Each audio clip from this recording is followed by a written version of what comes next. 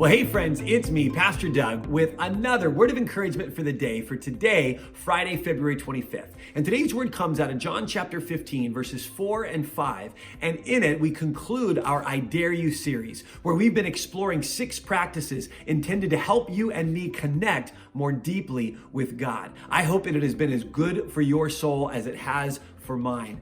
We have talked about 6 practices, again, designed to help us connect more deeply with God. We've talked about prayer. We've talked about reading the Bible. We've talked about Sabbath. We've talked about service as a regular rhythm to follow in the footsteps of Jesus. We've talked about care for our physical body as a spiritual practice. And this week, we've been talking about worship, integrating worship into everything that we do as a way to help us connect more deeply with God.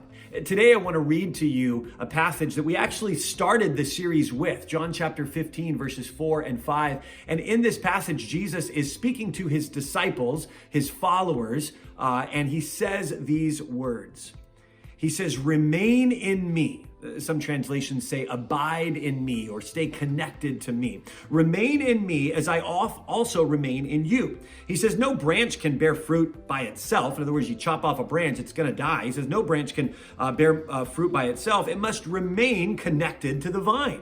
Neither can you," he says, "bear fruit unless you remain in me." He goes on to say this in verse 5. He says, "So I'm the vine and you are the branches. And if you remain in me and I in you, then you will bear much fruit. But apart from me, you can do nothing." So what is Jesus saying here? Well, Jesus is painting 2 paths. He's giving us two options. He's saying, on one hand, if you remain connected to me, if you remain in me, if you abide in me, and we maintain this closeness, then you're going to produce much fruit. You're going to look like those beautiful orange trees when you're driving down the 126 and they're just dripping with rich, beautiful oranges, right? He says that's the kind of life that you're going to have. Now, don't hear Jesus saying that if you remain in him, everything's going to go perfectly and you're not going to have any problems. That's not what he's saying. He's saying that your life, your internal life is going to produce fruit, the kind of person you are and the kinds of things you naturally say and do are going to reflect Jesus when you remain and abide in him. But on the other hand, he says, if you allow distance to come between you and Jesus, then that's going to result in fruitlessness. That's going to result in dry, dead branches and a fruitless life.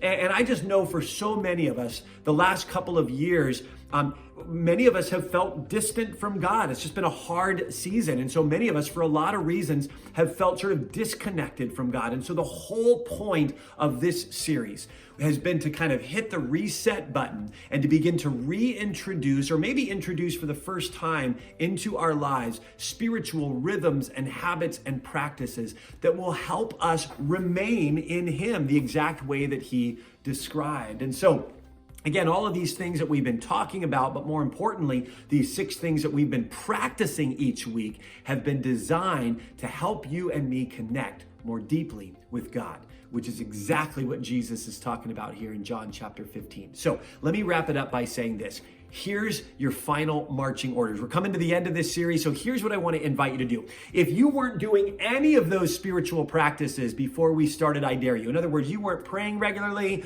you weren't really reading the Bible consistently, you weren't practicing Sabbath, you weren't really serving others consistently, you weren't really taking care of your physical body, maybe you weren't integrating worship into your daily life. In other words, you weren't doing any of those things consistently. Well, then my encouragement is to pick one of those that you feel really helped you connect more deeply with God and begin to make that a habit moving forward. Let's just start with one. If you weren't doing any of those things consistently, then just pick one, start with that one, and allow that to begin to produce fruit in your life as that practice is designed to help you stay connected more deeply to Jesus. And if you were already doing some of those things, maybe you were already praying, maybe you were already reading the Bible consistently, but you weren't really practicing Sabbath, or you weren't really taking very good care of your body. Well, then maybe continue what you were already doing and add one of those new practices into your life moving forward. Again, these practices are not a law or a demand or something that you have to do in order to be a good Christian. No, they're just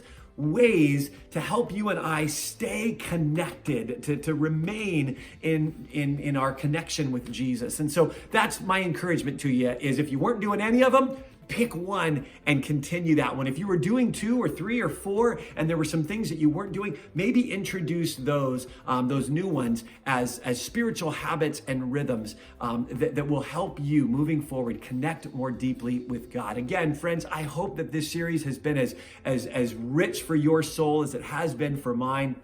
I hope you'll join us this Sunday as we kick off a brand new series called I Still Am, where we're going to be looking at 7 beautiful statements that Jesus makes throughout the book of John, where he tells the people, this is who I am. And we're going to be looking at it through the lens of people who are living 2,000 years later, still recognizing that Jesus, those same things that Jesus was then, he still is today. So I hope you'll join us on Sunday in person or on YouTube through our live stream. And then we'll pick these videos back up on Monday. We'll see you then.